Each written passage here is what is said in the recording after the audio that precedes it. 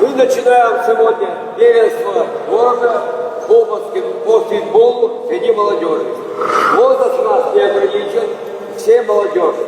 Отан қорғаушылар күнін мерекелеу аясында және жеңіс күні қарсаңында Қарағанды индустриялық университетінде стритболдан қалалық спартакиада өтті. Спорттық сайысқа 20-дан астам команда қатысты. Олардың қатарында колледж құрамалары, қала мектептерінің бітіруші сынып оқушылары және ардагерлер командалары бар.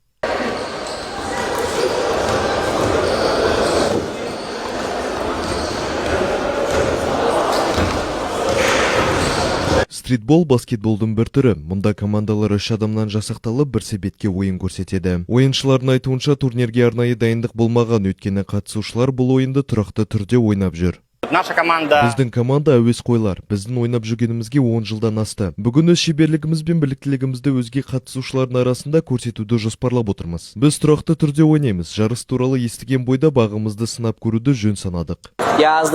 Мен нөмірі 20-шы лицейденмін. Бұл спортпен айналысып жүргеніме 1-ші жыл болды. Қыркүйекте бастадым. Жарыс туралы мектептегі достарымнан білдім. Біз командамен стадионда кортта жиналып баскетбол ойнадық. Түрлі тактикалар құрдық. Мамандар бұл спорттық іс-шараны жыл сайын өткізіп тұрады. Ойын қорытындысы бойынша жеңімпаздар кубоктармен, медальдармен және алғыс хаттармен марапатталды.